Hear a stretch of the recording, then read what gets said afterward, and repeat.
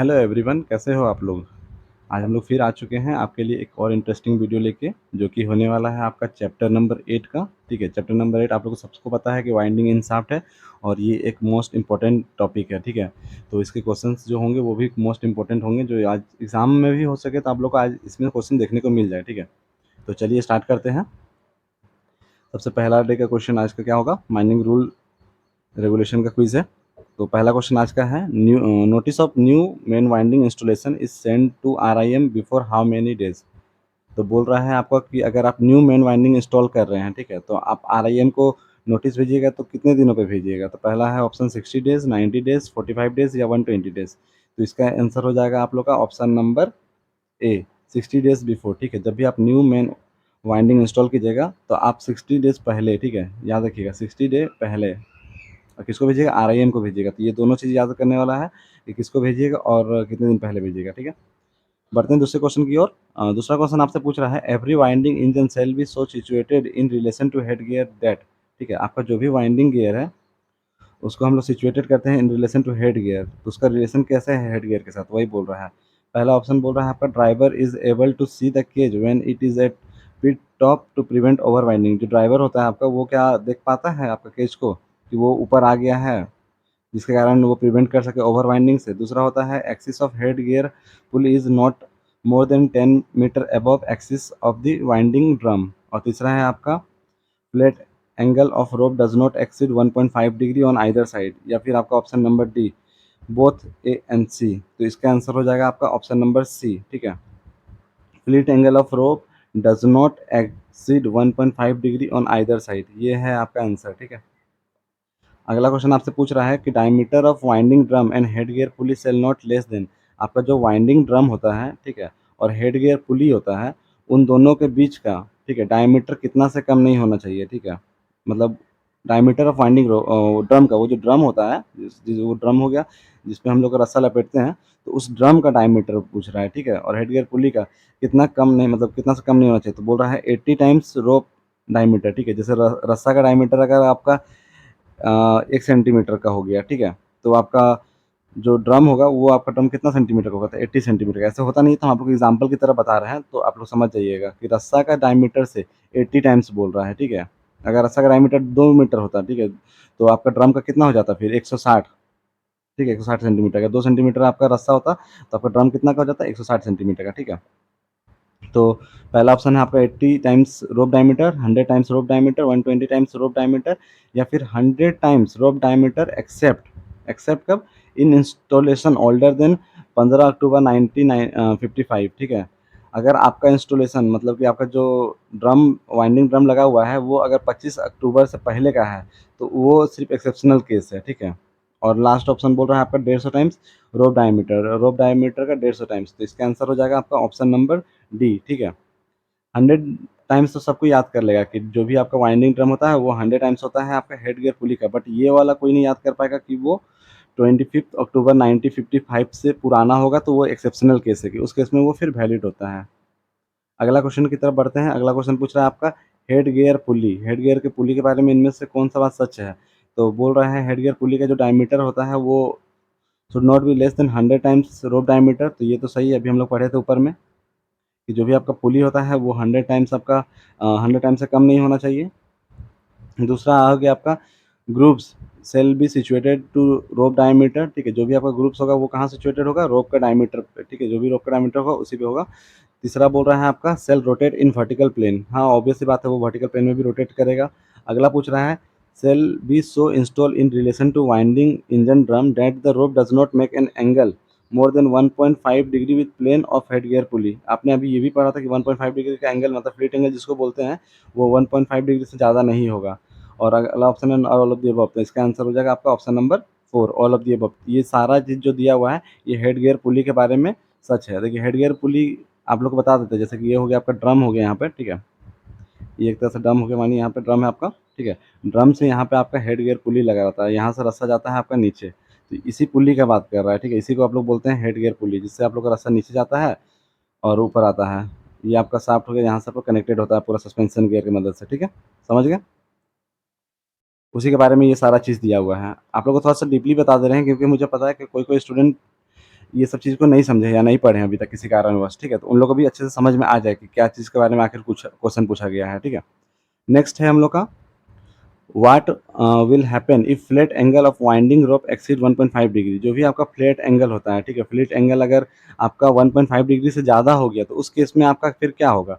तो बोल रहा है rope will rub against headgear sheave causing excess wear of rope और शिप्स, ठीक है। तो जो रस्सा होगा आपका वो क्या होगा कि बहुत ज़्यादा उसमें वियर होगा, मतलब कि एक तरह से बोल सकते हैं कटेगा, ठीक है। वियर एंड टियर सुने हैं ना कि रगड़ाता है और कटता है, तो वही वियर ऑफ रोप और शिप्स, जो भी आपका शिप्स होगा वो रगड़ाएगा। दूसरा ऑप्शन आपका बोल रहा है कि रोप में fell off ships causing snapping of rope an accident. जो भी रोप है वो फेल ऑफ हो जाएगा, मतलब टूट जाएगा, ठीक है, और जिसके कारण आपका एक्सीडेंट हो सकता है। तीसरा बोल रहा है head gear height will have to be increase. जो आपका हेड गियर होगा उसका हाइट क्या होगा, बढ़ जाएगा। और लास्ट ऑप्शन बोल रहा है कि drum width will have to be increase. जो भी आपका ड्रम होगा विथ होगा वो इंक्रीज होगा। तो देखिए जब अगर इस केस में बोल रहा है कि अगर फ्लिट एंगल, ठीक है, वाइंडिंग रोप का एक्सीड हो जाएगा तो उस केस में आपका ये दोनों चीज़ होता है। पहला तो आपका होता है कि क्या बोलते हैं, आपका हेड गियर शिप जो भी है उस केस में वियर हो जाएगा रोप का और इसका, और दूसरा होगा कि रस्सा टूट जाएगा और उसके कारण स्नैपिंग ऑफ रोप हो जाएगा और एक्सीडेंट हो जाएगा, ठीक है। तो ऑप्शन नंबर ई होगा इसका आंसर। अगला क्वेश्चन की तरफ बढ़ते हैं। Accept in copay winding copay system of winding, ठीक है।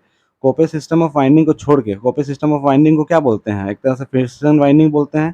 तो इसमें क्या बोल रहा है कि फ्रिक्शन वाइंडिंग को छोड़ के, फ्रिक्शन वाइंडिंग को छोड़ के मतलब दूसरा वाइंडिंग का बात कर रहा है, ठीक है। आप लोग को पता है दो तरह का वाइंडिंग होता है, ठीक है। तो वही बोल रहा है कि फ्रिक्शन वाइंडिंग को छोड़ के end of a rope shall be securely fix to the drum in such a manner, ठीक है। जो भी आपका एंड होगा रोप का वो ड्रम में किस मैनर से, मतलब कि किस तरह से बंधा हुआ होगा या फिर किस तरह से ये होगा, ठीक है। तो यही आप लोग को इसमें बताना है। तो देखिए पहला ऑप्शन आपका दिया हुआ है rope is not unduly strain, ठीक है। जो आपका रास्ता होगा वो आपका अनड्यूली स्ट्रेन नहीं होगा, मतलब कि ढीला ढाला नहीं होगा, ठीक है, या फिर कहीं से खटा फटा नहीं होगा। दूसरा बोल रहा है कि there shall be at least 2 turn of rope to the drum when cage is at pit top, ठीक है। जब पिट टॉप पे होगा तो ड्रम में कम से कम 2 बार रस्सा लपेटा हुआ होना चाहिए। 2 बार रस्सा लपेटा हुआ का मतलब आप लोग जानते हैं, जब होता क्या है कि ये जैसे आपका ड्रम हो गया, ठीक है, एक तरह से ये ड्रम हो गया आपका। तो जब यहाँ पे आपका कनेक्टेड होता है, यहाँ पे पुली से, और ये आपका पिट टॉप बॉटम है, तो जब सांप आपका यहाँ पे पहुंच जाएगा ना तब भी इसमें 2 बार रस्सा ऐसे लपेटा हुआ होना चाहिए, ठीक है। तो वही इसमें बोल रहा है कि जब आपका ड्रम पिट टॉप पे होगा, पिट टॉप का मतलब कि जब ड्रम ऊपर होगा तब 2 बार रस्सा लपेटा हुआ होना चाहिए, मतलब यहाँ पे जब आपका होगा तब, या फिर दूसरा केस बोल रहा है कि जब आपका यहाँ पे होगा तब। वही बोल रहा है, देखिए there shall be at least 2 turn of rope when cage it at lowest working point in the shaft, ठीक है। लोएस्ट वर्किंग पॉइंट होगा शाफ्ट में तब, ठीक है। तो इसका आंसर हो जाएगा आप लोग का option number E, both A and C. Rope जो होगा आपका अनड्यूली स्ट्रेन होगा, और जब रस्सा मतलब कि 2 टर्न ऑफ रोप आपका लपेटा हुआ होना चाहिए जब आपका वर्किंग कहाँ पे हो, मतलब कि आपका केज कहाँ पे हो, लोएस्ट मोड पॉइंट में हो, ठीक है, मतलब कि सबसे नीचे पॉइंट में हो। देखिए आपको बताया था कि 2 वाइंडिंग होता है, तो एक हो गया आप लोग का कॉपी वाइंडिंग जिसको फिक्शन वाइंडिंग बोलते हैं, दूसरा हो गया आपका ड्रम वाइंडिंग, ठीक है।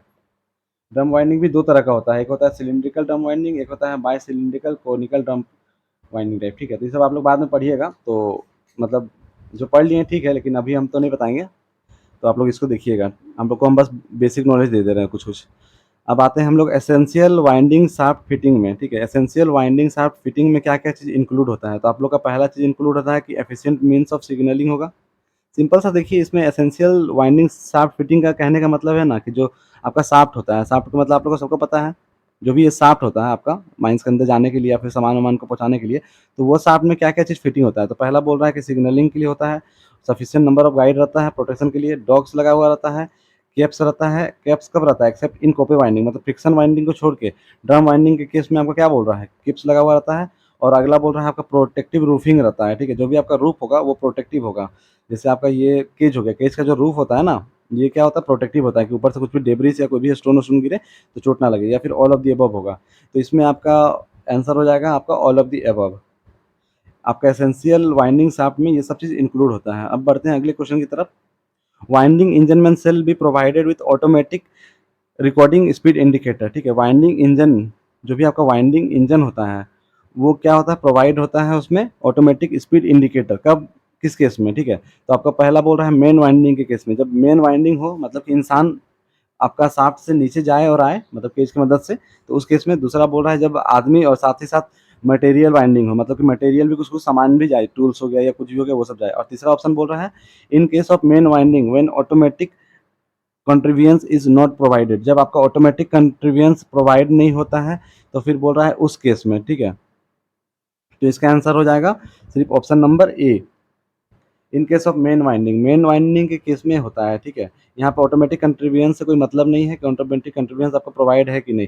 अगर मेन वाइंडिंग हो रहा है, अगर इंसान उस रास्ते से वहाँ जा रहा है, आ रहा है, ठीक है, तो इंजन शाफ्ट में आपका ऑटोमेटिक रिकॉर्डिंग स्पीड इंडिकेटर होता है। ऑटोमेटिक स्पीड मतलब का हो गया कि इसका मतलब है कि उसमें एक मीटर लगा हुआ रहता है, ठीक है। उस मीटर बताता है कि जो शाफ्ट नीचे जा रहा है वो कितने स्पीड से नीचे जा रहा है शाफ्ट, मतलब उसका स्पीड क्या होगा, 1.2 मीटर पर सेकंड होगा या फिर कितना होगा, वही चीज़ के बारे में ये है, ठीक है। अब आते हैं अगला ऑटोमेटिक कंट्रीब्यूएंस। ऑटोमेटिक कंट्रीब्यूएंस आपका क्या होता है, ठीक है। तो ऑटोमेटिक कंट्रीब्यूएंस का पहला काम है कि वो प्रिवेंट करता है ओवर स्पीडिंग को। अगर ज़्यादा स्पीड से आपका शाफ्ट नीचे जा रहा है, केज नीचे जा रहा है तो उसको प्रिवेंट करेगा। दूसरा बोल रहा है प्रिवेंट ओवर वाइंडिंग, जैसे रास्ता बहुत स्पीड से खुल रहा है, वाइंडिंग का मतलब क्या होता है, रास्ता का घूमना, ठीक है। तो बहुत स्पीड से अगर रास्ता घूम रहा है तो उसको भी प्रिवेंट करेगा, ऑटोमेटिक कंट्रीब्यूएंस लगा होगा तो। तीसरा बोल रहा है reducing landing speed to descending cage to not more than 1.5 metre per second, ठीक है। जो भी आपका केज नीचे जा रहा है उसको 1.5 मीटर पर सेकेंड से ज़्यादा स्पीड में जाने नहीं देगा, ठीक है, क्योंकि उससे ज़्यादा स्पीड में जाएगा तो चांसेस है कि एक्सीडेंट हो जाए, ठीक है, या फिर बहुत कस के ज़मीन पे वो टकराएगा तो फिर उससे चोट वोट लग सकता है। अगला बोल रहा है इस टेस्टेड एटलीस्ट 1 इन 7 डेज, जो भी आपका ऑटोमेटिक कंट्रीब्यूएंस होगा उसको कम से कम एक बार चेक किया जाएगा 7 दिन में, by raising the cage above the control point above the top most landing, ठीक है। कैसे चेक किया जाएगा वो दिया हुआ है कि रेजिंग द केज, जो केज होगा आपका उसको क्या किया जाएगा, रेज किया जाएगा, मतलब ऊपर उठाया जाएगा। कहाँ तक उठाया जाएगा, तो लास्ट कंट्रोल पॉइंट तक, मतलब कि जैसे फिगर में आप लोग को दिखाते हैं, ठीक है। ये आपका हो गया पुल्ली, यहाँ पे हो गया आपका ड्रम वाइंडिंग लगा हुआ, तो ये केज हो गया, इसको इस पॉइंट तक उठाया जाएगा, इस पॉइंट तक जहाँ तक वो कंट्रोल हो जाए, ठीक है। और इसके ऊपर अगर पहुँचाया गया तो यहाँ पे क्या हो जाएगा, फिर ओवर वाइंडिंग हो जाएगा। तो वही बोल रहा है कि उस केज को वहाँ तक उठाया जाएगा जहाँ तक उसका लास्ट कंट्रोल पॉइंट हो, above the top most landing. अगला बोल रहा है कि it tested once at least in every 3 month by attempting the descending cage at excessive speed, ठीक है। और क्या बोल रहा है कि 3 महीने में एक बार, कम से कम 3 महीने में कम से कम एक बार उसको उसका मैक्सिमम स्पीड में, ठीक है, उसको उसका एक्सेसिव स्पीड में उसको नीचे उतारा जाएगा, जिससे देखा जाएगा कि हाँ कोई दिक्कत तो नहीं आया है। तो ये 2 चीज़ इंपॉर्टेंट है, तो इसका और लास्ट ऑप्शन आपका ऑल ऑफ द अबव है। तो इसका आंसर ऑब्वियस सी बात है ऑल ऑफ द अबव होगा। ये सारा चीज़ आपका ऑटोमेटिक कंट्रीब्यूएंस का है, लेकिन इसमें आप लोग को 2-3 पॉइंट जो है वो मोस्ट इंपॉर्टेंट है। जैसे कि हो गया आपका लैंडिंग स्पीड और डिस्केंसिंग का डिस्केंडिंग केज का स्पीड होगा वो 1.5 मीटर से अधिक नहीं होगा। जो टेस्ट होगा आपका वो एटलीस्ट वंस होगा 7 दिन में, ऊपर करके और नीचे करके स्पीड अगर चेक किया जाएगा, ठीक है, एक्सेसिव स्पीड चेक किया जाएगा तो उसका स्पीड कब चेक होगा, तो 3 महीना में। तो ये 2 को चीज़ है, ये याद रखने वाला है। एग्जाम से पहले भी आप लोग ये चैप्टर को जरूर कीजिएगा, इससे 1 या 2 क्वेश्चन आप लोग को एग्जाम में मिल ही जाएगा, ठीक है। बढ़ते हैं अगले क्वेश्चन की तरफ कि automatic contrivance on main winding shaft should limit the speed of landing to not more than, जो भी आपका ऑटोमेटिक कंट्रीब्यूएंस होगा उसका लिमिट क्या होगा, ठीक है, स्पीड का लिमिट क्या होगा। तो आप लोग को ऊपर हम अभी देखिए बताया था कि 1.5 मीटर पर सेकंड होगा, तो इसमें वही होगा आंसर, ठीक है, कि 1.5 मीटर पर सेकंड ऑटोमेटिक कंट्रीब्यूएंस का मेन वाइंडिंग में लिमिट क्या होगा, कितना से ज़्यादा नहीं होगा, तो 1.5 मीटर पर सेकंड से, ठीक है, मतलब कि 1 सेकंड में, ठीक है, आपका 1 सेकंड जैसे हुआ तो वो 1.5 मीटर नीचे जाएगा, समझ गए, वही होता है 1.5 मीटर पर सेकंड। अगला है आपका 11 नंबर क्वेश्चन, क्या बोल रहा है, when point fix on indicator, अगर आपका पॉइंट फिक्स होगा इंडिकेटर में, engine showing the cage is at a distance twice the drum circumference winding engine में is required to control speed of cage not exceed 2। देखिए अगर इसमें क्या बता रहा है कि जो आपका इंडिकेटर लगा हुआ होगा ना इंजन में, वो बताएगा कि जो केज है आपका, ठीक है, वो कितना डिस्टेंस पे है, twice the drum circumference. Twice the drum circumference का मतलब पता है क्या हो गया, जितना भी आपका बड़ा ड्रम हो गया, जैसे ये आपका ड्रम हो गया एक तो इसका जो सर्कमफेरेंस होता है ना, सर्कमफेरेंस मतलब ये पार्ट, ये इसको बोलते हैं सर्कमफेरेंस एक तरह से, ठीक है, मतलब एक सर्कल का एक पूरा कंप्लीट सर्कल, जैसे ये एक सर्कल है तो ये पूरा जो होता है ये उसका सर्कमफेरेंस कहलाता है। तो वही बोल रहा है कि जो ड्रम का सर्कमफेरेंस अगर 2 टाइम्स होगा, ठीक है, ट्वाइस द ड्रम होगा, तो उस केस में क्या होगा कि स्पीड जो होगा केज का वो एक्सीड नहीं होना चाहिए कितना से, 1.2 मीटर, 1.5, 1.6 या 1.8, तो इसका आंसर हो जाएगा 1.2 मीटर पर सेकंड से। ये याद रखिएगा, ठीक है। क्या बोल रहा है आप लोग का कि इंडिकेटर अगर शो करेगा, मतलब कि जो भी आपके इंजन में लगा हुआ इंडिकेटर अगर शो करेगा कि जो डिस्टेंस बचा हुआ है वो ट्वाइस द ड्रम है, तो उस केस में ये काम होगा, ठीक है। ये दोनों अलग अलग पॉइंट आप लोग को समझ में आ गया। ये ऑटोमेटिक कंट्रीबियंस का बात कर रहा है। ऑटोमेटिक कंट्रीबियंस क्या होता है, एक तरह का आप लोग को बोल सकते हैं ये सेफ्टी डिवाइस होता है, समझ गए।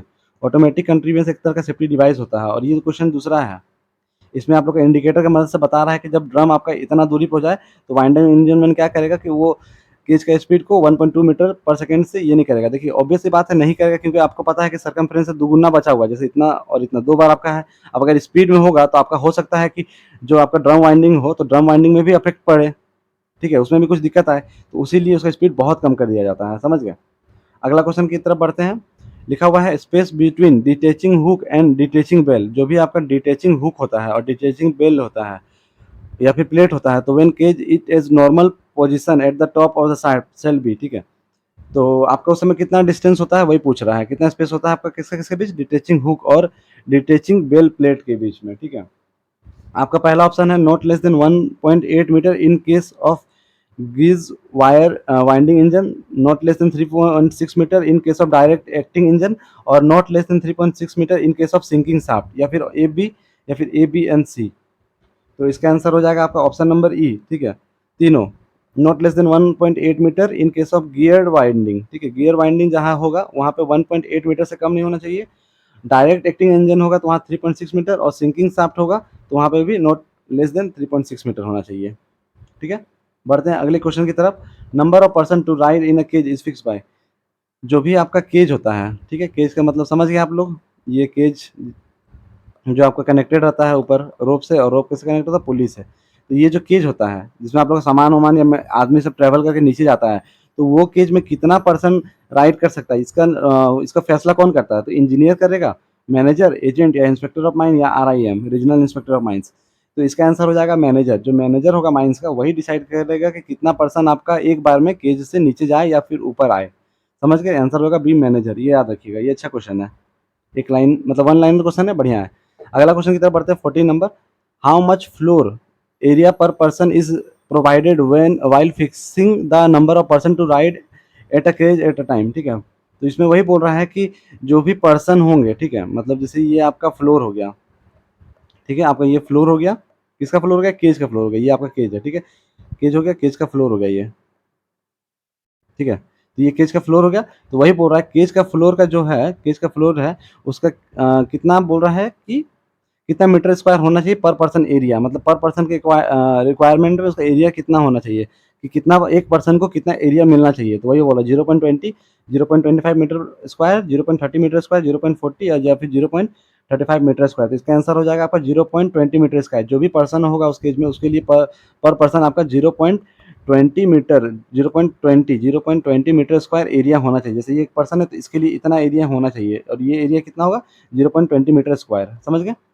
अगला है in a sinking shaft detaching hook is require if shaft depth exceed. जो भी आपका सिंकिंग शाफ्ट होगा वहाँ डिटेचिंग हुक का रिक्वायरमेंट होगा, ठीक है। डेप्थ कितना से बढ़ जाएगा, तो पहला ऑप्शन है 30 मीटर से ज़्यादा होगा तब 40 मीटर, 45 मीटर, 50 मीटर या 65 मीटर। तो इसका आंसर हो जाएगा आप लोग का ऑप्शन नंबर सी। जब 45 मीटर से ज़्यादा होगा, ठीक है, 45 मीटर से ज़्यादा गहराई होगा बोलने का मतलब, तो उस केस में आपका डिटेचिंग हुक का रिक्वायर होगा, ठीक है। जब आपका शाफ्ट कहाँ होगा, डेप्थ में पहुंच जाएगा तो, ठीक है। तो याद रखिएगा 45 मीटर। अगला क्वेश्चन पूछ रहा है number of term of winding rope to be on the drum when cage it at lowest working point in a shaft shall be at least आपका कितना नंबर ऑफ टर्न होना चाहिए, ठीक है। आपको हम बताए थे कि जो ड्रम होता है उसमें आपका कितना नंबर ऑफ टर्न होना चाहिए जब आपका जो भी केज है या ड्रम है वो आपका लोएस्ट पॉइंट पे हो, ठीक है। ये लोएस्ट पॉइंट हो गया, ये शाफ्ट है आपका, शाफ्ट का आपका लोएस्ट पॉइंट में हो गया। तो यहाँ पे नंबर ऑफ टर्न्स कितना होना चाहिए, तो 2, 3, 4, 5, 6। तो आपका आंसर हम बताया था कि इसका आंसर हो जाएगा 2, ठीक है। कम से कम 2 नंबर ऑफ टर्म्स तो होना चाहिए इस केस में। और उसके बाद बोल रहा है कि how option is depth indicator of winding engine is tested, ठीक है।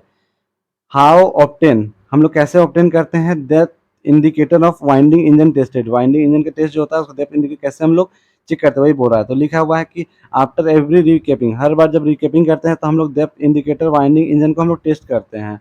जो भी आपका डेप्थ इंडिकेटर होता है वाइंडिंग इंजन का उसको हम लोग टेस्ट करते हैं। डेप्थ इंडिकेटर का मतलब आपका डेप्थ इंडिकेटर का मतलब हो गया कि जब आपका माइंस में, ठीक है, या फिर शाफ्ट से आपका केज नीचे जा रहा हो तो कितना गहराई में गया हो, उस चीज़ को इंडिकेट करने वाला इंडिकेटर को हम लोग बोलते हैं डेप्थ इंडिकेटर। और वाइंडिंग इंजन को हम लोग मतलब वाइंडिंग इंजन को टेस्ट कब करते हैं, तो आफ्टर एवरी रिकैपिंग। रिकैपिंग का मतलब हो गया कि जब भी आपका केज को जो रस्सा से बांधा हुआ रहता है, उस रस्सा को खोल के वापस कुछ मीटर तक काट के, 2 मीटर तक काटा जाता है, ठीक है। 2 मीटर से काट के वापस उसको जब हम लोग जोड़ते हैं तो उस चीज़ को बोलते हैं हम लोग रिकेपिंग, ठीक है। अगला लिखा हुआ है after every adjustment of winding rope. Her adjustment के बाद वाइंडिंग रोप का, वाइंडिंग रोप को जब हम लोग एडजस्ट करते हैं, वही वाइंडिंग रोप का एडजस्ट का मतलब वही हो गया जो हमको पता है ना, काट के उसको 2 मीटर तक करे वो। या फिर after replacement of winding rope, winding रोप को जब रिप्लेस कर दिया जाएगा तब। या आफ्टर एवरी क्लीनिंग, ठीक है, after every cleaning and refitting of suspension gear, जब भी हम लोग सस्पेंशन गियर को रिफिट करेंगे और वो करेंगे तब। तो इसका आंसर हो जाएगा आपका option number B, sorry option number E, जिसमें आपका बी एंड सी दोनों है। आप जब भी एडजस्टमेंट कीजिएगा वाइंडिंग रोप का, ठीक है, या फिर रिप्लेसमेंट कीजिएगा वाइंडिंग रोप को, तो उस केस में आप लोग डेप्थ इंडिकेटर चेक कीजिएगा, ठीक है। डेप्थ इंडिकेटर कब चेक कीजिएगा, तो याद रखिएगा जब भी आप एडजस्टमेंट कीजिएगा या रिप्लेसमेंट कीजिएगा, किसका, तो वाइंडिंग रोप का। बस यही याद रखना है कि वाइंडिंग रोप जो है, वाइंडिंग रोप का मतलब सिंपल रस समझिए कि रस्सा, जो भी रस्सा है उसको जब आप लोग एडजस्ट कीजिएगा, ठीक है, एडजस्ट कीजिएगा या फिर उसको रिप्लेस कीजिएगा या फिर रस्सा को बदल दीजिएगा, तो उस केस में आप लोग क्या करना है, तो डेप्थ इंडिकेटर का वाइंडिंग टेस्ट करना है। बढ़ते हैं अगले क्वेश्चन की तरफ। अगला क्वेश्चन क्या बोल रहा है, winding engine are to be connected to separate power supplies. Winding engine का कनेक्ट होता है कि टू सेपरेट पावर सप्लाईज, ठीक है, two separate power supplies when, क्या बोल रहा है, when engine are use for main winding, ठीक है। देखिए वाइंडिंग इंजन आपको पता है उसको दो पावर सप्लाई से कब कनेक्ट किया जाएगा, जब वो मेन वाइंडिंग सिस्टम हो या फिर mine is approach by shaft, जो माइन को अप्रोच मतलब जाना आना माइंस में हो रहा है वो शाफ्ट के द्वारा किया जाए। या फिर बोल रहा है only means of egress is by electric winder, जब बाहर निकलने का हो तो सिर्फ इलेक्ट्रिक वाइंडर के केस में, या फिर ऑल ऑफ दी अबव। तो इसका आंसर हो जाएगा आपका answer number option number D, ठीक है। हम लोग वाइंडिंग इंजन को दो सेपरेट पावर सप्लाई से कनेक्ट करते हैं, जब वो मेन वाइंडिंग सिस्टम होता है तब, जब हम लोग अप्रोच करते हैं शाफ्ट में तब, या फिर जब हम लोग ओनली मतलब बाहर निकलते हैं तब, ठीक है। अगला क्वेश्चन आपका 90 नंबर क्या बोल रहा है, what type of fences gate are provided in cage use for main winding in a shaft. आपको इसमें से बोल रहा है कि कौन कौन सा गेट प्रोवाइड किया जाएगा काज में जब आप यूज कर रहे हैं मेन वाइंडिंग। तो बोल रहा है रिजिड फेंस और gate on two opposite side of the cage, ठीक है। जो रिजिड का मतलब हो गया मजबूत गेट, जैसे ये आपका केज हो गया, ठीक है, 3D फिगर से समझाते हैं आप लोगों को, ठीक है। ये आपका केज हो गया ऊपर से, केज का ये जो दोनों गेट हो गया ना, ये दोनों तरफ से आपको क्या होना चाहिए, मजबूत गेट होना चाहिए, ठीक है। जो फेंस होगा या फिर गेट होगा, फेंस बोलो या फिर गेट बोलो, तो ये दोनों आपका क्या होना चाहिए, मजबूत होना चाहिए, ठीक है। दोनों opposite side of the cage, इधर भी और इधर भी, पहला वही बोल रहा है। दूसरा बोल रहा है maximum gap between floor of the cage and lowest part of the fence और गेट इज 15 सेंटीमीटर। देखिए जैसे कि आपका एक ये गेट हो गया साइड वाला, ठीक है, और ये आपका फ्लोर हो गया। तो ये आपका गेट, गेट से फ्लोर, ये जो आपका गेट हो गया, ये गेट हो गया, ये हो गया फ्लोर, ये दोनों के बीच का जो ये दूरी है, यही बोल रहा है 15 सेंटीमीटर, 15 सेंटीमीटर होना चाहिए मैक्सिमम गैप, इससे ज़्यादा गैप नहीं होना चाहिए। उसके बाद बोल रहा है maximum gap between two member of the gate of fence 25 centimetre, जो आपका दो मेंबर होगा, ठीक है, उसका गैप कितना होना चाहिए, 25 सेंटीमीटर होना चाहिए। उसके बाद बोल रहा है फेंस और gate shall not open upward, जो भी आपका गेट होगा समझिए, ये गेट ऊपर की तरफ नहीं खुलेगा, ये साइड में भी नहीं खुलेगा, ये कब खुले, अंदर की तरफ खुलता है, ठीक है। लिखा हुआ अगला, फेंस और gate shall be fitted and maintain that they can not open accidentally, ऐसा उन लोग को फिट और मेंटेन किया जाएगा कि वो खुद से ना खुले, एक्सीडेंटली ओपन ना हो जाए। या ऑल ऑफ दी अबव, देखिए ये सब एक्सीडेंटली अगर ओपन हो गया तो क्या होगा, आपका एक्सीडेंट हो सकता है, मतलब अगर खुद से खुल जाएगा तो उसमें आदमी गिर सकता है या फिर कुछ भी हानि हो सकता है, तो उसीलिए बोल रहा है। और आपका last option all of the above, इसका आंसर हो जाएगा, आप लोग सबको पता है कि option number F, all of the above. ये सारा चीज जो दिया हुआ है ये सारा चीज सही है। आप लोग हम समझाते हुए जा रहे हैं ऑप्शन की, एग्जाम में अगर इसमें से कोई भी ऑप्शन दे तो आप लोग कंफ्यूज ना हो, अगर थोड़ा सा भी अगर ध्यान से पढ़िएगा, क्योंकि ये इंपॉर्टेंट चैप्टर है, ठीक है। इसे एग्जाम में क्वेश्चन पूछता ही है, तो इसीलिए हम आप लोग को बहुत डीपली इसको पढ़ा रहे हैं। जो नहीं भी पढ़ा है ना, उन लोग का एटलीस्ट कि ऐसा कवर हो जाए कि उन लोग को बुक से भी ना पढ़ना पड़े, उसीलिए हम आप लोग के लिए नंबर ऑफ क्वेश्चंस भी ज़्यादा लाए हैं और आप लोग को बहुत डीपली समझा भी रहे हैं कि होता क्या है एक्चुअल में। At what interval cell winding रोप भी रिकेप, किस इंटरवल में हम लोग वाइंडिंग रोप को रिकेप करते हैं, तो लिखा हुआ है at least once in every 6 month, हर 6 महीने में एक बार।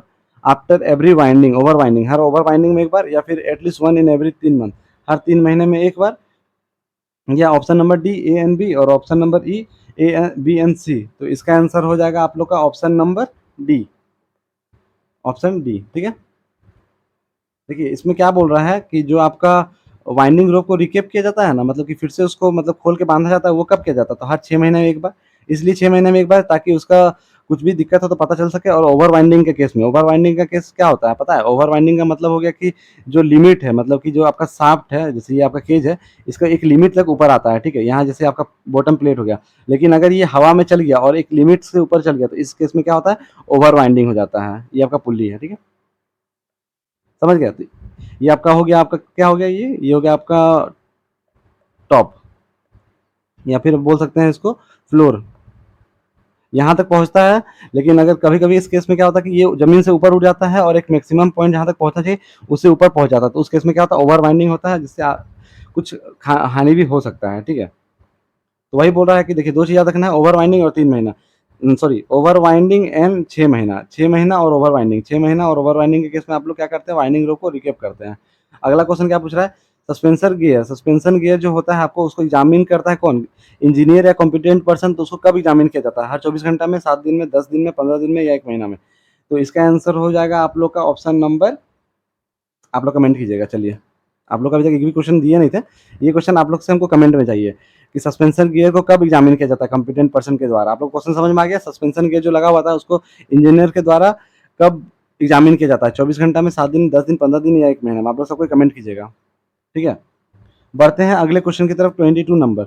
22 नंबर क्या बोल रहा है? केज चेन या फिर suspension gear are thoroughly examine once at least in every, ठीक है। जो भी आपका सस्पेंशन गियर होगा या केज चेन होगा, इस दोनों को हम लोग कब एग्जामिन करेंगे? 7 दिन में, 15 दिन में, 30 दिन में, 3 महीना में, या फिर 6 महीना में? तो इसका आंसर हो जाएगा आप लोग का ऑप्शन नंबर ई, 6 महीना में। जो भी आपका केज का चेन, ठीक है, जैसे ये आपका केज हो गया, केज हो गया यहाँ पे। ये केज क्या होता है? आपका चेन, यहाँ पे चेन लगा हुआ रहता है, यहाँ पे चेन लगा हुआ रहता है, यहाँ पे केज चैन लगा, फिर यहाँ पे ट्रायंगुलर प्लेट होता है। तो यही जो चेन होता है केज का, इस चेन का बात कर रहा है, ठीक है, कि ये केज का चेन और सस्पेंशन गियर, जो भी सस्पेंशन गियर लगा हुआ रहता है, उसको हम लोग कब चेक करते हैं? तो एटलीस्ट 6 महीना में एक बार, ठीक है, 6 महीना में एक बार, याद रखना आपको ऑप्शन नंबर ई, कि हर 6 महीना में हम लोग एक बार उसको चेक करते हैं कि उसमें कोई दिक्कत तो नहीं है। समझ गए? केज चेन और सस्पेंशन गियर का चेक कब किया जाता है? तो 6 महीना में एक बार। लेकिन आप लोग को सिर्फ सस्पेंशन गियर का पूछा जाए, जिसको इंजीनियर और कॉम्पिटेंट पर्सन द्वारा चेक किया जाता है, तो वो कब किया जाता है? वो आप लोग कमेंट कीजिएगा। अगला आपका आता है 23 number, detaching hook in sinking shaft is to be clean and carefully examined and the shearer pin replaced by a new one once at least in every। जो भी आपका डिटेचिंग हुक होता है सिंकिंग शाफ्ट में, उसको हम लोग क्या करते हैं? क्लीन करते हैं और केयरफुली एग्जामिन करते हैं। और जो भी आपका सीयरर पिन होता है, जिसको सीयरर पिन होता है, वो क्या होता है? आपका रिप्लेस किया जाता है न्यू वन से। तो वो कब होता है? हर 24 घंटे में, हर 7 दिन में, 15 दिन में, 30 दिन में, या 45 दिन में?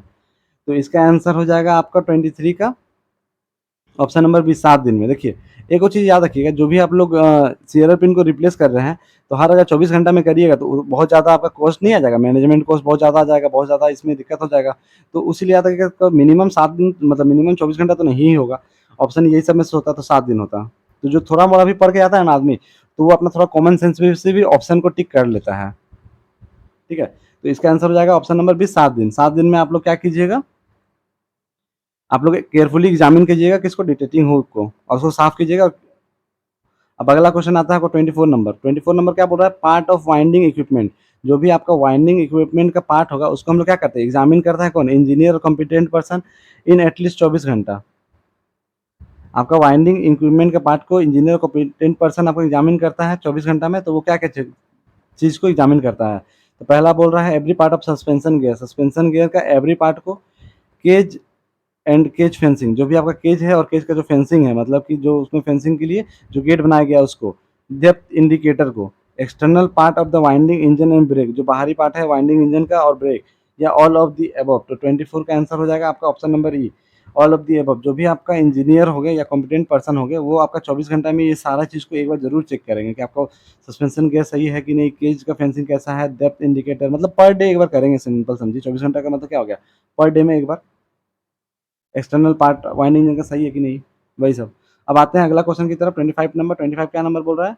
डिटेचिंग बेल और प्लेट। जो भी आपका डिटेचिंग प्लेट या प्लेट होता है शाफ्ट में, उसको examine and opening check by caliper and gauge once at least in every. जो भी आपका डिटेचिंग बेल या प्लेट होता है, उसको एग्जामिन और ओपन चेक किया जाता है कब?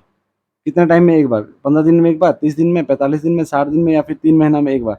तो इसका आंसर हो जाएगा आपका ऑप्शन नंबर बी, 30 दिन में एक बार। जो भी आपका डिटैचिंग प्लेट होता है या डिटैचिंग बेल होता है, उसको हम लोग हर 30 दिन में कम से कम एक बार ज़रूर चेक करते हैं। तो देखिए इसमें काफ़ी सारा डेट है, ठीक है? जैसे 30 दिन, 7 दिन, 24 घंटा, तो ये सब आप लोग लिख लीजिएगा। एक-एक पॉइंट बना के लिखिएगा ना कि डिटैचिंग बेल को हम लोग 24 दिन में करते हैं, तो इस तरह आप लोग को याद हो जाएगा। और 2-3 1 से 2 बार आप लोग वीडियो भी अगर देख लीजिएगा और समझ जाइएगा, तो आप लोग को ऐसे भी याद हो जाएगा, क्योंकि हम आप लोग को बहुत डीपली समझा भी दे रहे हैं कि एग्ज़ाम में अगर क्वेश्चन आ भी जाए तो आप लोग को छूटे नहीं। क्योंकि आपको पता है कि 1 नंबर का क्वेश्चन, ठीक है? 1 नंबर से आपके जॉब आपको मिल भी सकता है और आप उसके लिए डिस्क्वालीफाई भी हो सकते हैं। तो 1 नंबर का ही फ़र्क होता है, सिर्फ़ 1 क्वेश्चन का फ़र्क, ठीक है? इसीलिए एक-एक क्वेश्चन इम्पोर्टेंट है आप लोग के लिए। तो सब क्वेश्चन को ध्यान से पढ़िए और ध्यान से सुनिएगा, ठीक है?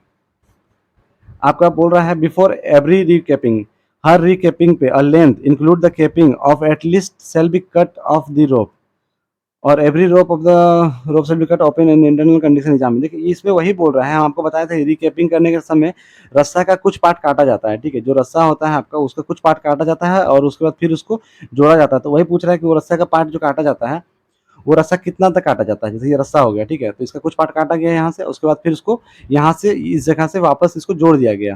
तो वही पूछ रहा है कि ये रस्सा जो काटा जाएगा वो कितना मीटर तक काटा जाएगा? तो 1 मीटर, 2 मीटर, 3 सेंटीमीटर या 5 मीटर? 1, 2, 3, 4, 5 मीटर, ठीक है? तो आपका आंसर हो जाएगा 2 मीटर। हम आप लोगों को ये ऊपर में भी बताए थे कि जो रस्सा होगा उसको 2 मीटर तक काटा जाएगा और उसके बाद फिर रिकैपिंग किया जाएगा। अब आते हैं, देखिए रोप यूज़ इन ड्रम वाइंडिंग। जो आपका ड्रम वाइंडिंग में रोप यूज़ होता है वो किस तरह का रोप होता है? आपका पहला ऑप्शन है लेंग-ले टाइप, ठीक है? जो लेंग-ले टाइप होता है वो, ऑर्डिनरी ले टाइप, फुल लॉक कॉइल रोप, या फिर अगला है आपका हाफ लॉक कॉइल रोप। इसका आंसर हो जाएगा आप लोग का ऑप्शन नंबर बी, ऑर्डिनरी ले टाइप। ऑर्डिनरी ले टाइप का रोप यूज़ होता है आपका ड्रम वाइंडिंग में। याद रखिएगा, एग्जाम में क्वेश्चन पूछ सकता है कि किस तरह का रस्सा यूज़ होता है आपका ड्रम वाइंडिंग के केस में। बढ़ते हैं अगले क्वेश्चन की तरफ, 28 नंबर। 28 नंबर क्वेश्चन क्या बोल रहा है? इन कोपे और फ्रिक्शन वाइंडिंग, जो आपका कोपे और फ्रिक्शन वाइंडिंग होता है, तो over wind is prevented bye. तो ओवर वाइंड को हम लोग कैसे प्रिवेंट करते हैं? देखिए इसमें आपका किसका बात कर रहा है, याद रखिएगा, कोपे और फ्रिक्शन वाइंडिंग का किसका बात हो रहा है? तो हम लोग ओवर वाइंडिंग को कैसे प्रिवेंट करते हैं? तो आपका सेफ्टी हुक लगा के, सेफ्टी हुक। दूसरा बोल रहा है ब्रेकेज ऑफ रोप, रस्सा को काट के। तीसरा बोल रहा है कन्वर्जिंग गाइड लगा के, कन्वर्जिंग गाइड जो होता है उसको लगा के, या फिर बिट बॉटम बफर को लगा के, बिट बॉटम में जो बफर होता है उसको लगा के। तो इसका आंसर आप लोग क्या होगा बताइए? इसका आंसर होगा option number C, converging guide लगा के। जो भी कन्वर्जिंग गाइड होता है उसको लगा के हम लोग क्या करते हैं? ओवर वाइंडिंग को प्रिवेंट करते हैं। ये है आपका मस्त क्वेश्चन, आज का question of the day. Question of the day का बोलने का मतलब, आप लोग सब कोई सस्पेंशन गियर देखे होंगे, जो जो पढ़े होंगे। सस्पेंशन गियर तो आप लोग सब कोई देखे होंगे, उसका फंक्शन आप लोग सब कोई समझ गए होंगे। लेकिन आप में से किसको पता है उसका अटैचमेंट कैसा कैसा होता है? अटैचमेंट का सीक्वेंस पूछ रहा है, सीक्वेंस कैसा होता है? मतलब कि सबसे ऊपर जैसे रस्सा आया, उसके बाद यहाँ क्या होगा, फिर उसके नीचे क्या होगा, फिर किसी नीचे क्या होगा, फिर उसके नीचे क्या लगा होगा, फिर लास्ट में केज लगा होगा। तो वही पूछ रहा है कि ये जो अरेंजमेंट होता है, ये अरेंजमेंट का टाइप क्या होता है?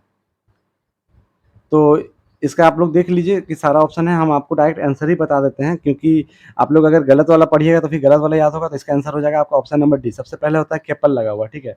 उसके बाद आपका डिटैचिंग हुक, फिर बल चेन, और उसके बाद आता है आपका ट्रायंगुलर प्लेट, ठीक है? जो नहीं देखे हैं, अगर आप लोग चाहिए तो आप लोग के लिए हम एक बार एक डायग्राम बना देते हैं, रफ डायग्राम, जिससे आप लोग को थोड़ा-सा आइडिया लग जाए कि हाँ, कौन-सा चीज़ मतलब कि कहाँ लगा हुआ रहता है, ठीक है? देखिए, आप लोग के लिए हम एक डायग्राम बना देते हैं ताकि आप लोग को सीक्वेंस याद हो जाए। एग्ज़ाम में अगर ये क्वेश्चन आए तो आप लोग का छूटने ना पाए, ठीक है? देखिए सबसे पहले तो आप लोग का यहाँ पे, 1 मिनट गाइज़, ये हो गया आपका रस्सा, ठीक है? यहाँ आपका ऊपर में रस्सा लगा हुआ हो गया। अब रस्सा क्या होता है, नीचे आता है। अरे यार! काम नहीं कर रहा है। हाँ, रस्सा आपका क्या होता है, सबसे पहले यहाँ पे लगा हुआ होता है आपका केपल से, यहाँ पे आपका लगा हुआ था केपल, ठीक है? केपल, ये होता है आपका रोप केपल, ROPE। अरे यार! काम नहीं कर रहा है। रुकिए गाइज़, ये आपका काम नहीं कर रहा है। क्या हो गया इसको? हुँ, हुँ, हुँ, हुँ, हुँ।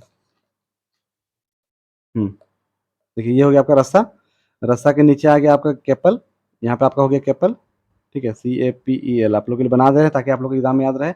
केपल के नीचे आपका होता है यहाँ पे एक लॉक टाइप का लगा रहता है, लॉक के नीचे आपका रहता है शियरर पिन, ठीक है? शियरर पिन इस टाइप का रहता है, एक पिन टाइप का होता है। आप लोग को इसमें अच्छा से बन नहीं रहा है, लेकिन हम लोग को फिर भी थोड़ा-सा कोशिश कर दे रहे हैं बना देने का कि आप लोग को याद रखें। यहाँ पे एक पिन होता है जिसको बोलते हैं हम लोग शियरर पिन, ठीक? शियरर पिन के नीचे आपका होता है सेफ्टी हुक हो गया इधर। आप लोग समझ में आ रहा होगा, सेफ्टी हुक के नीचे यहाँ पे होता है आपका लगा हुआ डी लिंक, ठीक है? डी लिंक लगा हुआ रहता है, ऐसे लिंक होता है एक तरह का, ठीक है? डी लिंक होता है यहाँ पे।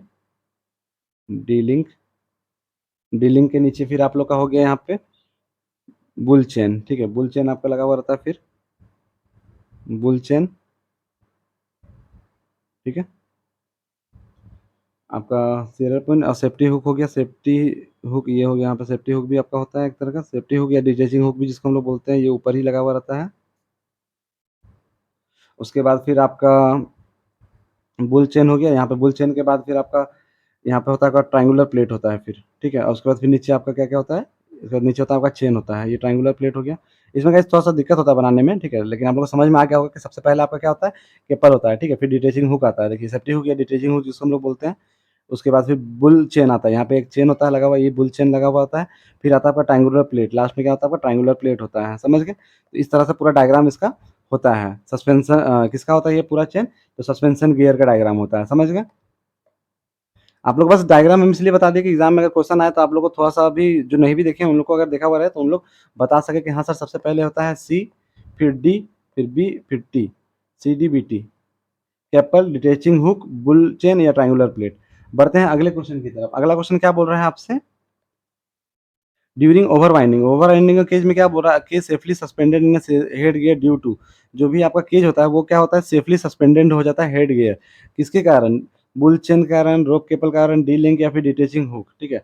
तो इसका आंसर हो जाएगा आप लोग का डिटैचिंग हुक, डिटैचिंग हुक के कारण, ठीक है, आपका सेफली सस्पेंडेड मतलब निकल जाता है, जो ओवरवाइंडिंग के केस में सेफली आपका सस्पेंडेड हो जाता है हेड गियर से, क्योंकि उसमें डिटैचिंग हुक लगा था। डिटैचिंग हुक का नाम में ही समझ में आ रहा है कि डिटैच हुक, डिटैच करने के लिए हुक लगा हुआ जो रहता है, जो ऊपर में हुक लगा रहता है ना, इससे अगर निकाल दीजिएगा तो फिर आपका नीचे का पूरा मैकेनिज्म अलग हो जाएगा ऊपर वाले मैकेनिज्म से, समझ गए? तो वो उसी लिए बोल रहा है कि ओवर वाइंडिंग के केस में क्या होता है कि जब केज ऊपर पहुंच जाता है तो उस केस में हम रोटेटिंग हुक की मदद से अलग कर लेते हैं। अगला आपका क्या बोला 31 नंबर क्वेश्चन, 31 नंबर क्वेश्चन क्या बोलता है आपसे? In a sinking shaft exceeding 150 metre depth, अगर 150 मीटर से ज़्यादा डेप्थ में आप एक्सीड कर गए हैं तो guide are kept extended to a distance not more than that from the bottom, जो गाइड होगा वो आपका कितना मीटर से ज़्यादा नहीं होगा बॉटम से, तो इसका आंसर हो जाएगा ऑप्शन नंबर ई 22.5, 22.5 मीटर से ज़्यादा नहीं होगा अगर आपका सिंकिंग शाफ्ट एक्सीड कर जाता है 150 मीटर डेप्थ को, तो समझ गए?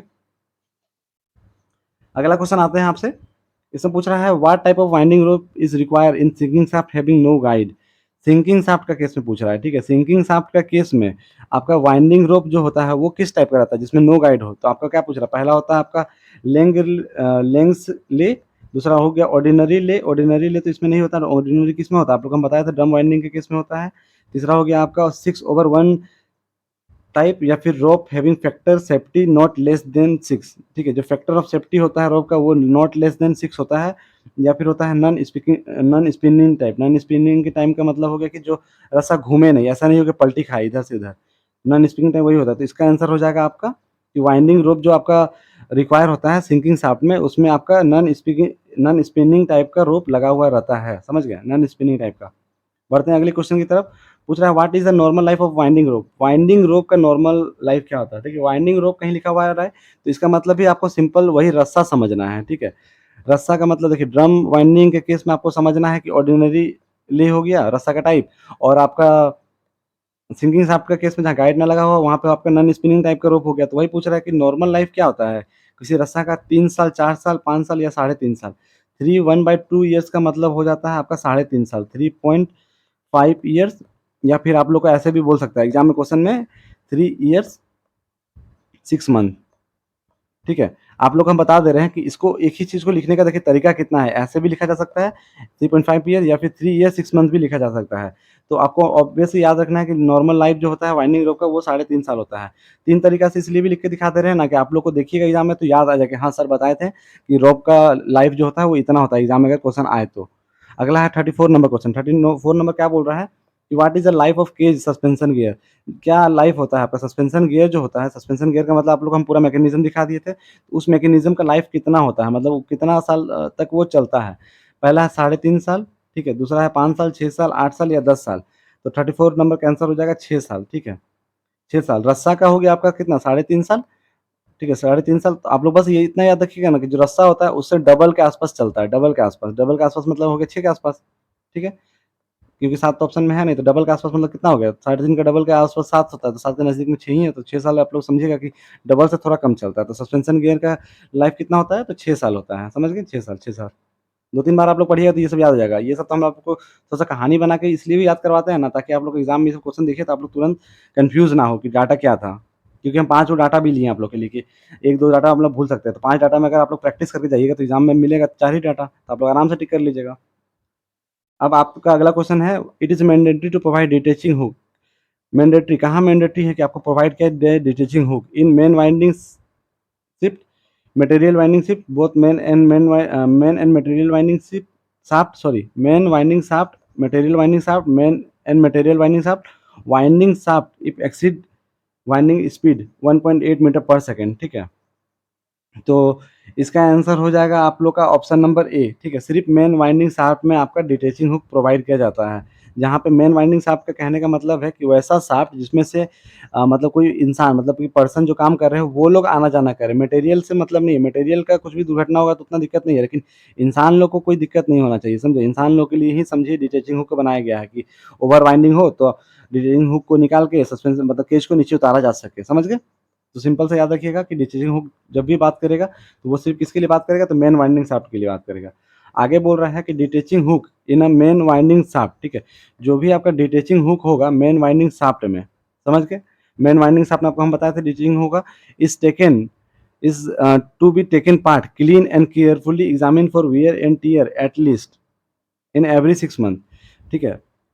हर 6 महीने में आपका डिटैचिंग हुक को साफ किया जाएगा और केयरफुली एग्जामिन किया जाएगा और उसको वियर एंड टियर देखा जाएगा कम से कम 6 महीने में एक बार। But in case of sinking shaft के केस में इसको हम लोग कम से कम कितने दिनों में करेंगे? 3 महीने में, हर महीने, हर फोर्टनाइट मतलब 14 दिन में, या फिर हर सप्ताह में। तो 36 नंबर का आंसर हो जाएगा ऑप्शन नंबर डी, हर सप्ताह में।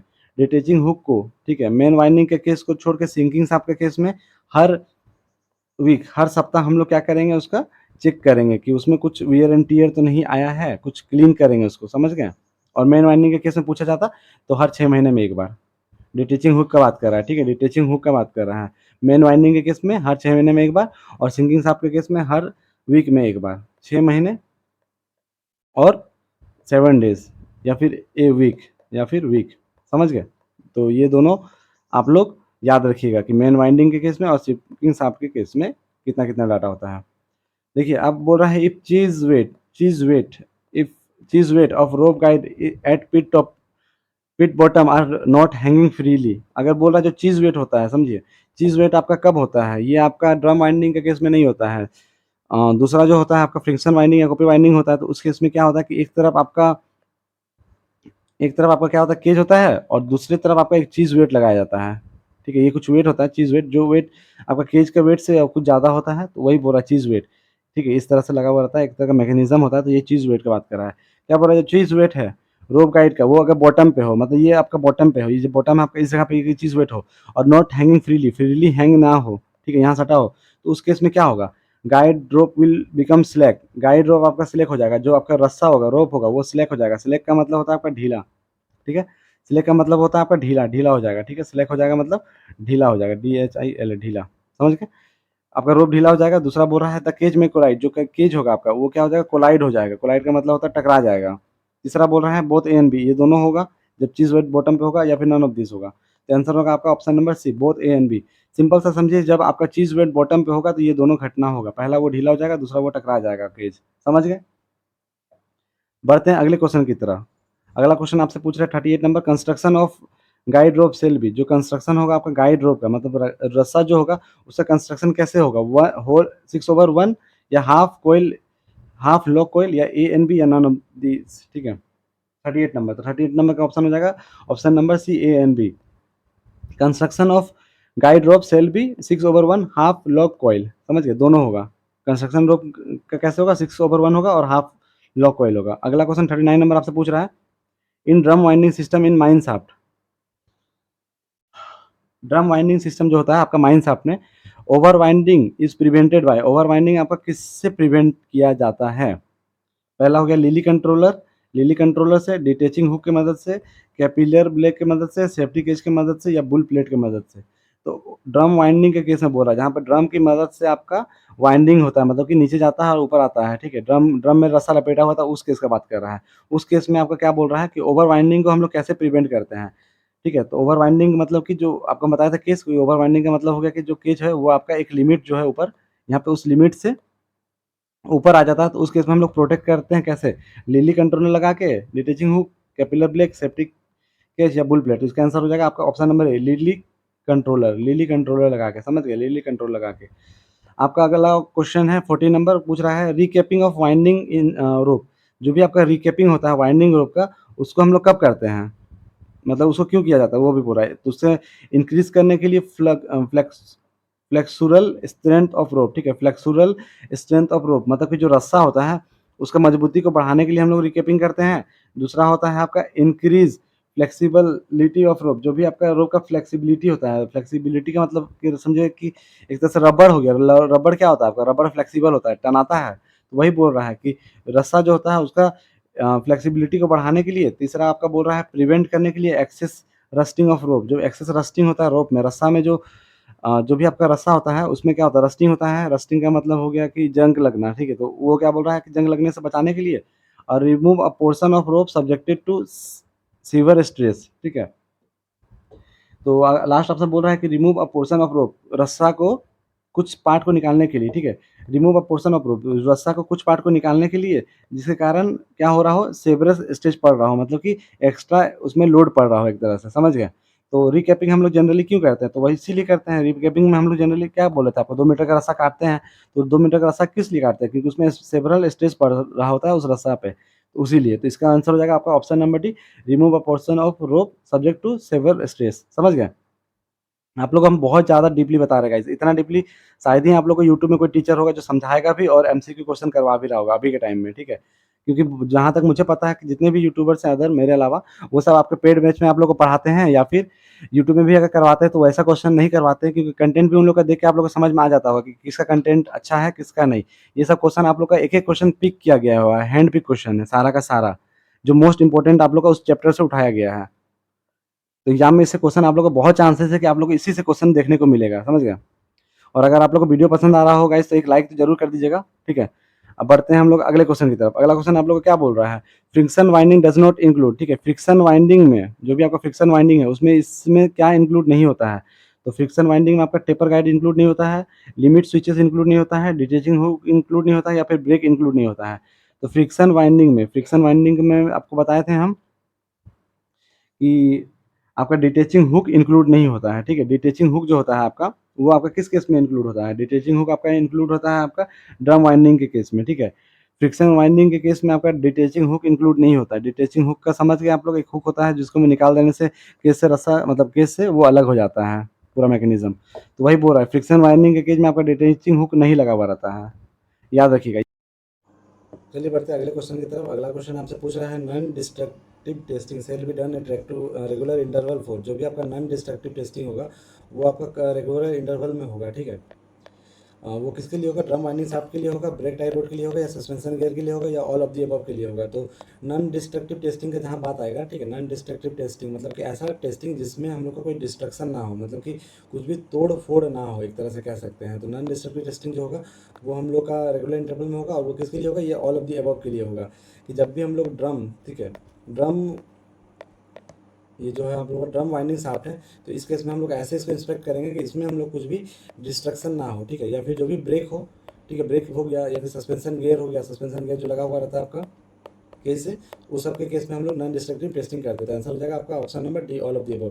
अगला क्वेश्चन है आपका match the following. Match the following में क्या बोल रहा है आपका कि drum winding, fiction winding, incline haulage, या फिर वाइंडिंग इन सिंकिंग शाफ्ट, ये सब आपका क्या है? सिस्टम है। और ये आपका सेफ्टी डिवाइस क्या क्या है? टेपर गाइड, डिटेचिंग हुक, और राइडर या बैक स्टेप। तो आपको इसमें मैच करना है, आपको बताना है कि किसका पेयर किसके साथ सही है। जैसे कि ड्रम वाइंडिंग हम आप लोग को बताए थे कि ड्रम वाइंडिंग में आप लोग को क्या लगा हुआ था? डिटेचिंग सेफ्टी हुक लगा हुआ रहता है, ठीक है। जहाँ पे ड्रम वाइंडिंग आप लोग का होता है तो वहाँ पे आप लोग का ड्रम में, ये जो ड्रम है पुलिस होता है, तो यहाँ पे जो भी आपका आपका अगर सस्पेंशन गियर होता है तो इसमें क्या लगा हुआ रहता है? आपका डिटेचिंग हुक लगा हुआ रहता है, समझ गए?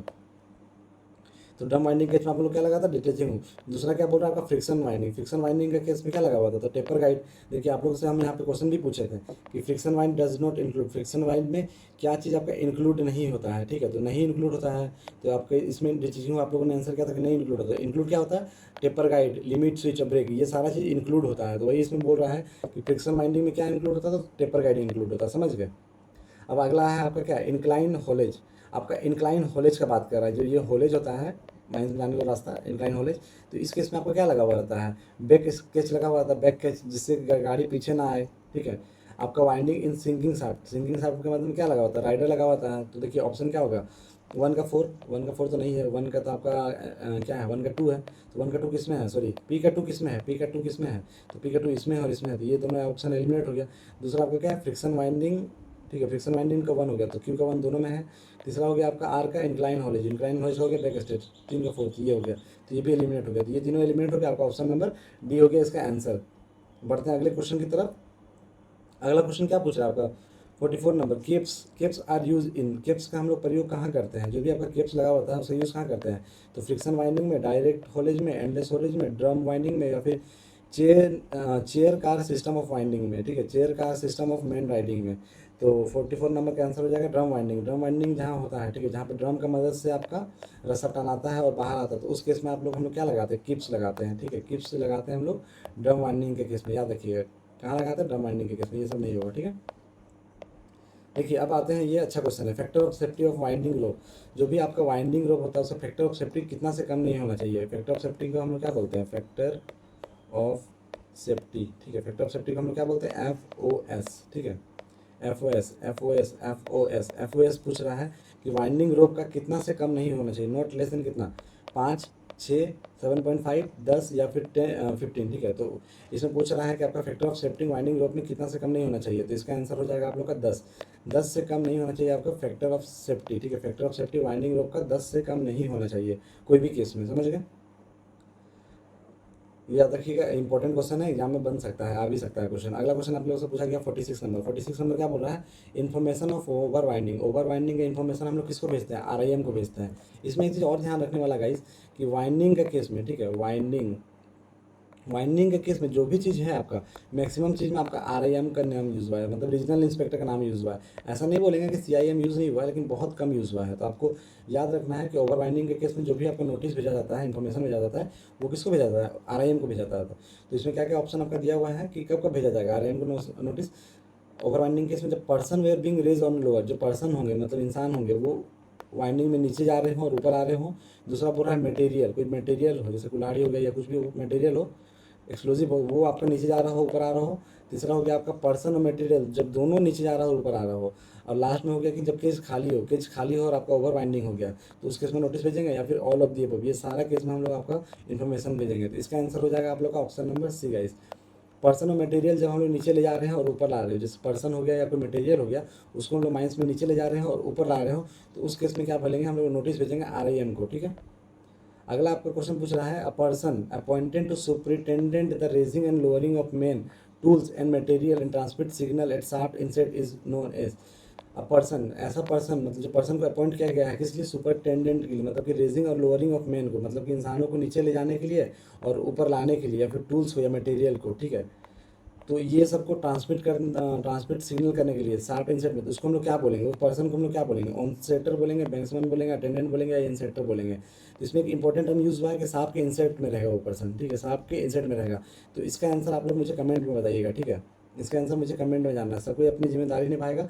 2 क्वेश्चन दिए हैं गाइस, हम जान के आप लोग को 2 क्वेश्चन दिए हैं, ताकि मुझे सबको, जो भी वीडियो पूरा देख रहा हो, वो दोनों क्वेश्चन का आंसर मुझे कमेंट में दे, जिससे मुझे भी पता चले कि आप लोग की मतलब तैयारी कैसी है और आप लोग कैसे पढ़ रहे हैं। क्योंकि देखिए अगर हम आप लोग के लिए 50 क्वेश्चन आप लोग के लिए इंपॉर्टेंट खोज के ला के आप लोग को पढ़ा सकते हैं, तो आप लोग भी इतना अपना फर्ज मतलब जिम्मेदारी निभा के 2 क्वेश्चन का कमेंट मुझे दे सकते हैं, ठीक है।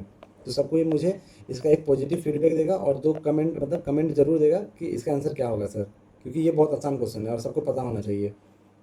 अब आ रहा है आपका DGMS circular, as per DGMS circular rope guide, जो भी आपके रोप गाइड होंगे, ठीक है, रोप गाइड होंगे केज के, वो shall be inspected and lubricant at least once, ठीक है। तो देखिए आपके जो रोप गाइड होते हैं ना, केज में लगे हुए रहते हैं, ठीक है। रोप गाइड का मतलब सिंपल सा समझे, रस्सा जो केस से लगा हुआ था उसको हम लोग इंस्पेक्ट करते हैं। इंस्पेक्ट करते हैं मतलब क्या करते हैं, जांच करते हैं। और लुब्रिकेटेड करते हैं। लुब्रिकेटेड का मतलब पता है क्या होता है? लुब्रिकेट का मतलब होता है ग्रीसिंग, एक तरह से ग्रीसिंग हो गया या फिर ऑयलिंग हो गया, जिसको हम लोग बोल सकते हैं। तो वही लुब्रिकेटेड करते हैं। तो वो हम लोग कब करते हैं? हर महीने में, एक दिन में, वीक में या फोर्टनाइट में। तो देखिए इसको एग्जाम्पल, हम आपको एक एग्जाम्पल देके याद करवाते हैं ताकि आप लोग कभी ज़िंदगी में नहीं भूलिएगा। आप लोग का आप गाड़ी है, गाड़ी में आप लोग मोबिल डालते हैं, मोबिल डालते हैं, ठीक है। तो आप लोग मोबिल डालते हैं तो गाड़ी कम से कम कितना दिन तक कम से कम चलता है? क्या एक दिन में आप लोग का मोबिल खत्म हो जाता है या फिर बदल देते हैं? या फिर एक सप्ताह में आपका मोबिल खत्म हो जाता है? या फिर फोर्टनाइट, फोर्टनाइट का मतलब होता है 14 या 15 दिन का जो दिन होता है उसको हम लोग क्या बोलते हैं? फोर्टनाइट होता है। तो क्या बोल रहा है कि फोर्टनाइट में हम लोग उसको बदल देते हैं या फिर एक महीना में। तो कॉमन सा चीज़ है कि जब भी मोबाइल डालेंगे तो मिनिमम आप लोग कितना भी गाड़ी को रगड़ के चलाइएगा, ठीक है, कितना भी, तो वो गाड़ी कितना चलेगा? एटलीस्ट कम से कम एक महीना तो गाड़ी चलेगा ही चलेगा। तो समझ गए? तो जो भी आप लोग, हम लोग गाड़ी में लुब्रिकेंट डालते हैं, मतलब और गाड़ी में डालते हैं, तो वो तो मिनिमम एक महीना चलता है। तो वैसे ही आपका जो रोप को हम लोग इंस्पेक्ट करते हैं या फिर लुब्रिकेंट डालते हैं, तो वो भी कब किया जाता है? तो एटलीस्ट अ मंथ, ठीक है, कम से कम एक महीने में एक बार, मतलब एक महीने में एक बार कम से कम किया जाएगा कि रोप का चेक किया जाएगा कि मजबूत है कि नहीं। समझ गए? इससे आसान तरीके से हमको नहीं लगता कि ये क्वेश्चन, मतलब ये याद होगा इस पॉइंट को, ठीक है, क्योंकि हम एग्जांपल भी आप लोग को बहुत रियल लाइफ एग्जांपल दिए हैं जो कि रियल लाइफ में आप लोग यूज़ होता है। अगला क्वेश्चन आपका 49 नंबर आपसे क्वेश्चन क्या पूछ रहा है? ऑटोमेटिक कंट्रीबियंस। ऑटोमेटिक कंट्रीबियंस का हम लोग आपको यूज़ बताए थे स्टार्टिंग में कि ऑटोमेटिक कंट्रीबियंस जो है उसका आप लोग का कहाँ कहाँ यूज़ होता है और क्या क्या उसका फंक्शन है। तो वही ऑटोमेटिक कंट्रीबियंस का बात कर रहा है कि ऑटोमेटिक कंट्रीबियंस इज मैंडेटरी, वो मैंडेटरी है, require in man when depth of the shaft exceed, जब डेप्थ ऑफ द शाफ्ट, मतलब जो भी ये शाफ्ट है इसका डेप्थ कितना से बढ़ जाएगा, ठीक है, तो हम लोग वहाँ पे मतलब मैंडेटरी हो जाएगा कि आप में ऑटोमेटिक कंट्रीबियंस लगाएं। तो आपका पहला ऑप्शन है 80 मीटर, 100 मीटर, 120 मीटर, या एन इन एवरी शाफ्ट, हर एक शाफ्ट में, irrespective of depth. Irrespective of depth का हो गया कि डेप्थ के रिस्पेक्ट में नहीं। तो इसका आंसर हो जाएगा आप लोग का ऑप्शन नंबर डी, ठीक है। ऑटोमेटिक कंट्रीबियंस को हम लोग हर एक शाफ्ट में लगाते हैं इरिस्पेक्टिव ऑफ डेप्थ। डेप्थ उसका मतलब नहीं है, समझ गए? ये आप लोग को बस भटकाने के लिए क्वेश्चन दिया हुआ था। एक तरह से बोलते हैं ना कि आप लोग को दिखा रहा है क्वेश्चन में कुछ और आप लोग को आंसर मार, आप लोग को लगेगा कि डेप्थ पूछ रहा है कि चलो डेप्थ कितना से ज़्यादा नहीं होगा, तो आप लोग क्या बोलिएगा? 80 हो सकता है, 120 हो सकता है, तुक्का। जो नहीं पढ़ेगा वो क्या होगा? इसमें से ही तीनों को ऑप्शन मारेगा। ऐसा तो नहीं है कोई इसको ऑप्शन मारेगा। तो इस तरह का क्वेश्चन एग्जाम में आप लोग को क्या हो सकता है? आइदर MCL या SCCL के एग्जाम में ये सब क्वेश्चन आप लोग को घुमा के दे सकता है फंसाने के लिए, कि आप लोग को देखते हैं कि कितना डीप नॉलेज है। डीप नॉलेज चेक करना होगा ना, तो जान उसके ऐसा ही क्वेश्चन देगा। और यहाँ पे लिखा हुआ भी है, देखिए, इररिस्पेक्टिव ऑफ दाब। इररिस्पेक्टिव ऑफ डेप्थ कहाँ है कि डेप्थ से कोई मतलब नहीं है, इररिस्पेक्टिव है, उसका मतलब ही नहीं है। तो समझे? ये सब क्वेश्चन बहुत इंपॉर्टेंट है। कोई यूट्यूब के टीचर आप लोग को इतना डीपली और इतना अच्छा से नहीं समझाएगा कि सर ये सब ऐसे होता है और इतना अंदर आता है क्वेश्चन।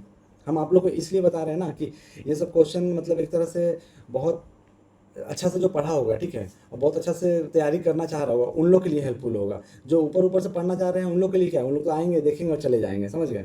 तो उन लोग के लिए है ही नहीं ये सब क्वेश्चन। बढ़ते हैं अगले क्वेश्चन की तरफ, इसके बाद खत्म हो जाएगा, उसके बाद आप लोग का आंसर किया जाएगा, ठीक है। 15 नंबर क्वेश्चन, आज का last question of the day है ये, last question of the day.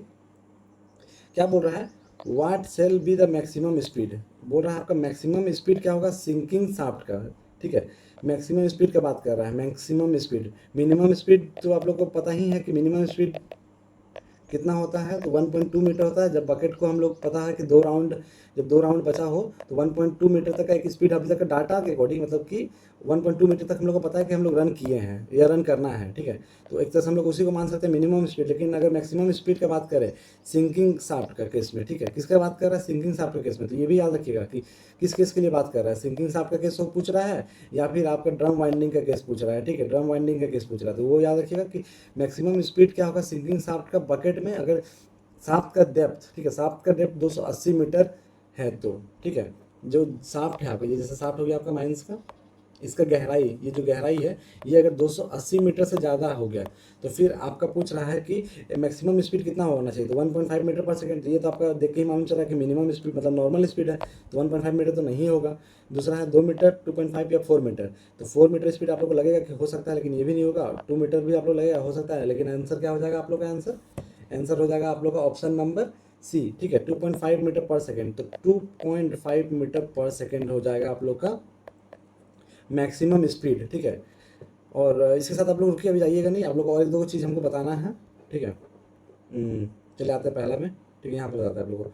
तो इसी के साथ हम लोग का आज हम लोग का चैप्टर 8 तक हम लोग कंप्लीट कर चुके हैं, ठीक है। और आज से मतलब कि आज आप लोग का डेट हो गया 25 जून, ठीक है। आज से हम लोग का एग्ज़ाम का दिन टोटल बचा हुआ है 7, ठीक है, क्योंकि इधर हम लोग देखा जाए तो 6 दिन है और अगला मतलब 31 मंथ का महीना है, तो 7 दिन है टोटल। तो हम लोग 7 दिन के लिए एक स्ट्रेटेजी फॉलो करेंगे, ठीक है, कि 7 दिन हम लोग सर कैसे पढ़ें कि हम लोग मोस्ट इंपॉर्टेंट क्वेश्चन और मोस्ट जितना भी इंपॉर्टेंट चीज़ है वो कवर अप कर पाएँ, कि जितना भी हम लोग का एग्जाम में आए क्वेश्चन तो हम लोग का आपका वीडियो देखें तो हम लोग का क्वेश्चन ना छूटे। ये क्वेश्चन हम लोग को बहुत कोई कमेंट किया कि सर आपका वीडियो क्या सफिशिएंट होगा, आपका वीडियो देखने से क्या हम लोग का हो जाएगा। तो हम आप लोग से प्रॉमिस कर रहे हैं कि हम आप लोग का सीएमआर का, ठीक है, सीएमआर से ही आप लोग का मैक्सिमम क्वेश्चन आने वाला है। आप लोग जो साइड बुक पढ़ रहे हैं या कुछ पढ़ रहे हैं अभी उससे क्वेश्चन नहीं आएगा, क्योंकि आप लोग अगर सिलेबस देखे होंगे, ठीक है, तो सिलेबस में साफ साफ मेंशन आपका सीएमआर का टॉपिक्स है, गिन के 2 से 3 टॉपिक आपका अलग है, नहीं तो मैक्सिमम टॉपिक सीएमआर का है। तो सीएमआर का हम आपको प्रॉमिस करते हैं कि एग्जाम से पहले जितना भी चैप्टर है, ठीक है, जितना भी चैप्टर है उसका सारा का सारा हम आप लोगों को कंप्लीट करवा देंगे इंपॉर्टेंट क्वेश्चन के साथ। और साथ ही साथ, ठीक है, अगर मेरा 500 सब्सक्राइबर आप लोग फॉलो कर मतलब कंप्लीट करवा देते हैं, जो कि कुछ दिन में हो ही जाएगा, 1 से 2 दिन में, तो अगर 500 सब्सक्राइबर कंप्लीट हो गया तो हम आप लोगों के लिए 500 क्वेश्चन, ठीक है, 500 से ज़्यादा क्वेश्चन का हम आप लोगों के लिए टेस्ट सीरीज लाने वाले हैं। टेस्ट सीरीज का मतलब कि उसमें सीएमआर का 500 से ज़्यादा क्वेश्चन रहेगा और एग्जाम में हम लिख के दे रहे हैं गारंटी कि उसी में से क्वेश्चन आप लोग का रहेगा, और वो हम लोग आप लोग का महामैराथन में एक ही बार में आप लोग हम सारा करवा देंगे, ठीक है, महामैराथन में। तो वो चीज़ के लिए आप लोग को करना कुछ नहीं है, चैनल को लाइक करना है अगर पहली बार आए हैं, ठीक है, तो आप लोग सब्सक्राइब कर लीजिए चैनल को। और पहली बार अगर वीडियो देख रहे हैं तो, और वीडियो अगर आप लोग को इन्फॉर्मेटिव लगी हो, पसंद आई हो तो लाइक कर लीजिए, ठीक है। और साथ ही साथ हम लोग अभी ननटेक का जो क्लास चल रहा है, तो ननटेक में आप लोग देख ही रहे होंगे कि हम लोग अभी तक 2 टॉपिक कवर कर चुके हैं। 2 टॉपिक कौन कौन सा है आप लोग का, एक हो गया आप लोग का छत्तीसगढ़, ठीक है, छत्तीसगढ़ हम लोग आप लोग कर चुके हैं, और दूसरा हो गया आप लोग का एमपी, ये दोनों के स्टेट कर चुके हैं। अब हम आप लोग के लिए लाने वाले हैं बुक एंड ऑथर का, ठीक है, बुक एंड ऑथर का हम आप लोग का अब लाने वाले हैं, लेकिन इसमें भी हम 2 चीज़ करेंगे आप लोग के लिए। Book and author current affairs में, करंट अफेयर्स का मतलब कि जनवरी में कौन कौन सा बुक रिलीज़ हुआ, फरवरी में, मार्च में, तो इसका पीडीएफ अभी रेडी हो रहा है, ठीक है। एक तो ये हो गया, और दूसरा हो गया आप लोग का एमिनेंट पर्सन, जैसे कि कोई फेमस पर्सन है, फेमस पर्सन और उनका किताब, जो फेमस पर्सन है और उनका किताब जो भी है, ये हम आप लोग का लाने वाले हैं। तो मे बी ये कल या परसों तक आप लोग का ये पीडीएफ मतलब कि ये क्लास होगा। तो आप लोग जो भी ये सब करने चाहते हैं तो वो चैनल को सब्सक्राइब कर ले, और ये अपने दोस्तों को जरूर शेयर करेगा इस, ठीक है, ताकि उन्हें भी इन्फॉर्मेशन पहुंच सके। और वीडियो पसंद आई होगा इस तो एक लाइक कर दीजिए। चलिए ठीक है, आज की क्लास में इतना ही। अगर आप लोग का कोई डाउट हो या क्वेश्चन हो, ठीक है, आप लोग अगर कोई डाउट या क्वेश्चन है तो आप लोग हमको कमेंट कर सकते हैं, या फिर टेलीग्राम चैनल का लिंक तो हम आप लोग के लिए प्रोवाइड कर ही दे रहे हैं। तो आप लोग टेलीग्राम चैनल में जाके हमको कमेंट कर सकते हैं पर्सनली कि हाँ सर ये कैसे करें या कैसे तैयारी करें, तो आप लोग हमको कर सकते हैं। इतना हम आप लोग के लिए जरूर करेंगे। चलिए मिलते हैं नेक्स्ट वीडियो में, तब तक के लिए गाइस थैंक यू।